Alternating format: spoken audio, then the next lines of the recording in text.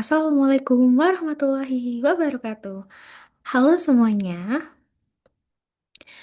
selamat datang di Chemistry Fun Class. Kembali lagi bersama saya, Kak Hasna. Nah, pada video pembelajaran kali ini, kita akan membahas materi tentang kekuatan dan pH asam basa dengan menggunakan bantuan eksperimen virtual menggunakan PET Colorado. Nah, materi ini penting untuk kita pelajari karena materi ini sering kita jumpai dalam kehidupan sehari-hari. Nah, pernahkah kamu mencicipi jus jeruk? Pasti pernah kan ya? Nah, lalu kalau dibandingkan dengan cuka atau soda, keduanya itu memiliki sifat yang sama-sama asam. Nah, tetapi mengapa keduanya punya rasa yang berbeda? Nah, coba dipikirkan, kenapa ya? Nah, lalu kenapa kalau kita itu tangannya itu terkena sabun, itu tangan kita akan terasa licin. Nah, itu kira-kira kenapa teman-teman? Nah, tapi sabun kalau semisalnya diminum itu justru berbahaya. Tidak seperti jus jeruk dan cuka yang mana mereka itu aman untuk dikonsumsi, sedangkan sabun itu justru berbahaya. Kira-kira kenapa ya? Nah, kita akan belajar tentang fenomena ini bersama-sama. Kita cari tahu apa sih alasannya. Itu ya. Kita masuk ke sub materi pertama yaitu kekuatan asam dan basa.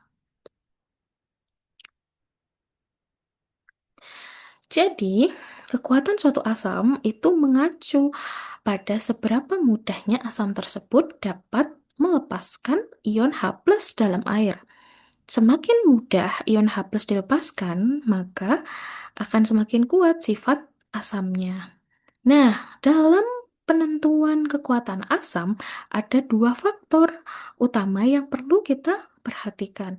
Nah, faktor yang pertama adalah kekuatan ikatan antara atom hidrogen dan sisanya dari molekul asam. Nah, jika ikatannya kuat, seperti pada asam HF atau hidrogen fluorida, maka ion H+ akan lebih sulit dilepaskan, sehingga membuat asam tersebut tergolong ke asam lemah. Nih ya. Lalu, jika ikatannya itu lemah seperti pada asam iodida atau Hi, ion H+ itu akan dilepaskan dengan lebih mudah sehingga menjadikannya itu adalah asam kuat. Nah, bisa dilihat pada gambar berikut ya. Tadi jika asam HF ikatannya sangat kuat ya antara H dan F.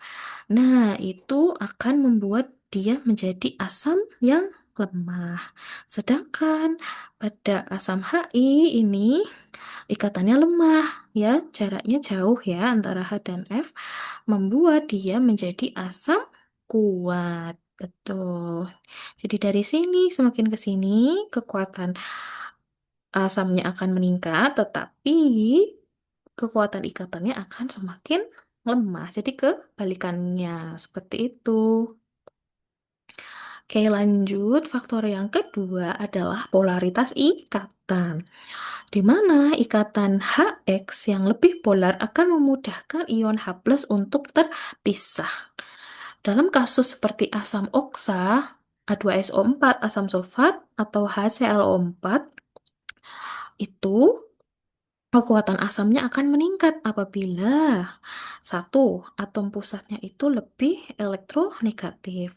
Dua, adanya jumlah atom oksigen yang lebih banyak sehingga mampu menstabilkan basa konjugat setelah kehilangan ion H+. Oke, kita lanjut ke submateri yang kedua yaitu pH asam dan basa. Jadi, untuk memahami konsep pH, kita itu perlu memahami terlebih dahulu apa itu ionisasi air. Jadi, menurut konsep Arrhenius, air itu mengalami ionisasi sendiri, ya, secara sangat lemah. sehingga menghasilkan ion H+ dan OH-.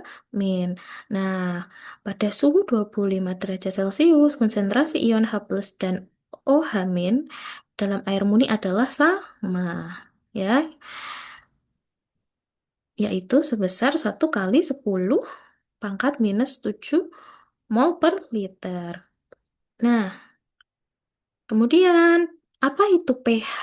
Nah, apa itu pH? pH adalah logaritma negatif dari konsentrasi ion hidrogen dalam suatu larutan. Jadi pH itu nilainya adalah minus log konsentrasi H+, ya, logaritma negatif dari konsentrasi ion hidrogen dalam suatu larutan. Nah, secara gampangnya pH, ya, kalau kalian ditanya pH itu apa? Nah, pH adalah ukuran tingkat keasaman atau kebasaan suatu larutan. Ya, jadi asal mula ini tutup berasal dari sini konsep Arrhenius. Seperti itu. Lanjut. Nah, berdasarkan nilai pH-nya, larutan itu dapat dibedakan menjadi 3 jenis. Nah, yang pertama, larutan asam. Ya, larutan asam itu punya konsentrasi ion H+ yang lebih besar daripada 1 × 10⁻⁷ ini. Ya, sehingga nilai pH-nya akan kurang dari 7. Sedangkan kalau yang basa itu dia punya konsentrasi ion H+ yang lebih kecil, ya, lebih kecil, sehingga dia pH-nya akan lebih besar daripada 7. Jadi yang jadi patokan adalah yang jenis larutan netral ini, ya, atau yang punya sifat netral adalah air. Jadi air itu konsentrasi ion H+-nya adalah sebesar 1 × 10⁻⁷, yang berarti memiliki nilai pH adalah 7. Untuk menafsirkan nilai pH, perlu diingat di sini. Nah, jadi saat konsentrasi ion H+ itu meningkat, pH-nya akan menurun. Sedangkan apabila konsentrasi ion H+-nya itu menurun, pH-nya akan meningkat. Begitu ya. Oke. Nah, lalu bagaimana sih Kak cara mengukur pH itu? Nah, tadi kan pH itu apa? Tingkat keasaman atau kebasaan suatu larutan. Nah, otomatis gimana cara ngukurnya? Nah, kita ada dua opsi. Yang pertama menggunakan pH meter. Di mana pH meter ini merupakan alat yang untuk mengukur si pH itu, ya, teman-teman. Dia akan memberikan pembacaan digital yang akurat sesuai namanya pH meter. Nah, nanti gambarnya kurang lebih seperti ini, ya, alatnya. Oke, yang kedua adalah indikator universal. Nah, indikator universal ini merupakan indikator yang nanti itu perubahannya itu dia akan mengalami perubahan warna sesuai dengan nilai pH larutan, ya. Bisa dilihat pada tabel warna standar. Oke, selanjutnya, nah, kita masuk ke inti pada video pembelajaran kali ini, di mana pembelajaran kali ini kita akan menggunakan Pet Colorado sebagai eksperimen virtual. Teman-teman bisa scan dengan HP, ya, atau perangkat lainnya. Ini ada scan QR, ada QR code-nya, kalian bisa akses. Nah, atau kalian bisa juga ketik di browser di Google Chrome. Itu ini, ya, linknya ini, ya. Oke. Nah, jadi di sini kita akan praktek, teman-teman, gimana sih cara mengukur pH gitu, ya. Karena kan kalau misal kita ngukur pakai pH meternya kan kita harus beli, ya. Nah, jadi supaya teman-teman itu ada gambaran, kita menggunakan website Pet Colorado ini gitu, ya, untuk simulasi. Simulasi mengukur dari skala pH seperti itu. Oke, sekarang kita coba klik dulu ini, teman-teman, ya. Nah, setelah kita klik, nah, akan muncul tampilan seperti ini, di mana kita pilih yang makro dulu, ya, teman-teman. Oke, di sini Bisa dilihat di sini ada skala pH ya, dari ini sampai dari 0 sampai 14. Di sini asam, di sini basa. Tadi gimana teman-teman? Kalau pH-nya kurang dari 7 berarti dia adalah asam. Kalau dia pH-nya 7 berarti dia netral. Kalau pH-nya lebih dari 7 berarti dia basa. Seperti itu ya. Nah, ini ada alat yang bisa kita gunakan, bisa kita gerak-gerakkan seperti ini, teman-teman. Kemudian di sini ada jenis larutan. Nah, ada banyak sekali macamnya ya. Di sini ada orange juice ya, ada susu, ada sabun ya, kemudian ada kopi, ada soda, ada air, seperti itu ya. Nah, pertama kita akan coba orange juice. Coba ya, kita coba orange juice. Nah, di sini ada tombol untuk mengatur kalian mau berapa volumenya. Nah, terlihat ya teman-teman. Misalnya di sini Kak Hasna mau pakai segini lah, 0,7. Misalnya kelebihan, kalian bisa adjust, kalian bisa atur di sini, bisa dikeluarin. Tek. Nah, sesuai kebutuhan. Misalnya Kak Hasna mau sebanyak 0,65 liter. Kemudian kita ukur nih pH-nya berapa. Track. Nah, di sini. Di sini teman-teman. Bisa terlihat berapa ya pH-nya? 3,5. Oh, ternyata jus jeruk itu punya pH sebanyak 3,5.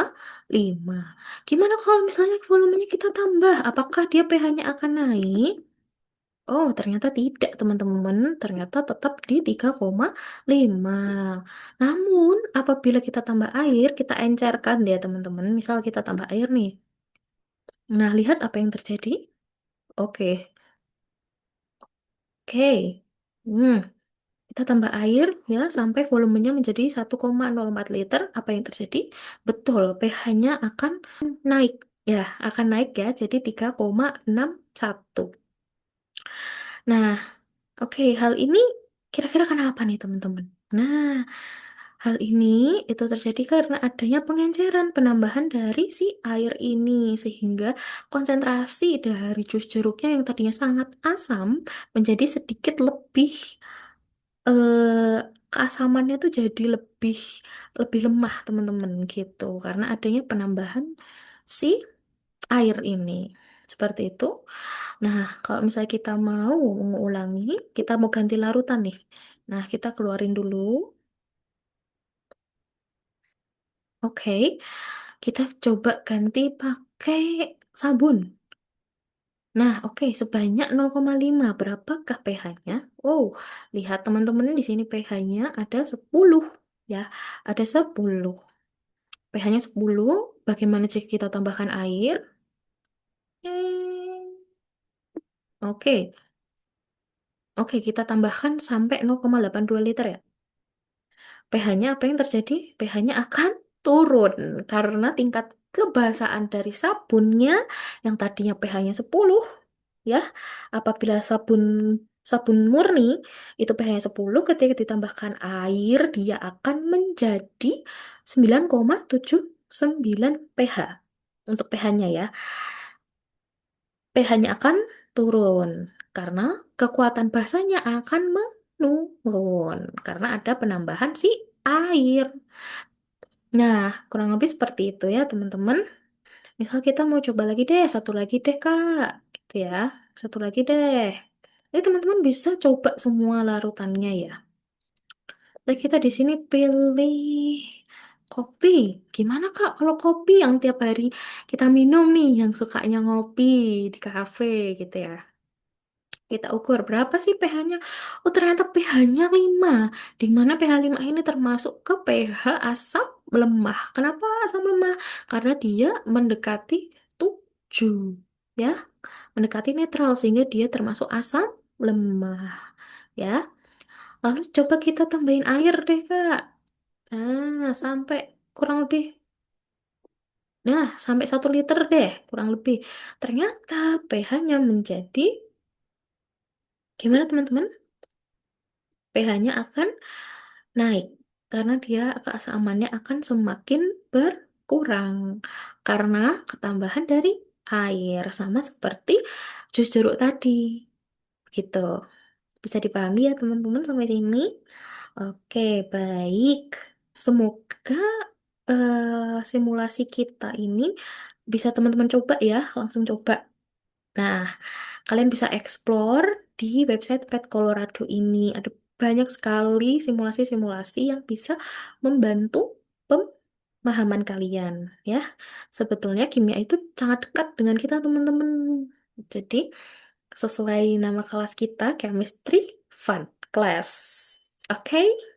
Nah, how was our class today? Bagaimana kelas kita hari ini pada video pembelajaran ini? Apakah kalian happy atau sedih atau malah bingung? Nah, tulis di kolom komentar ya teman-teman. Feel free to ask me. Silahkan bertanya atau menyampaikan pendapat kalian tentang video pembelajaran kita pada kesempatan kali ini. Oke, cukup sekian pembelajaran kekuatan dan pH asam basa pada hari ini. Thank you for watching and hope it helps, teman-teman. See you in another chemistry class lainnya. Bye-bye.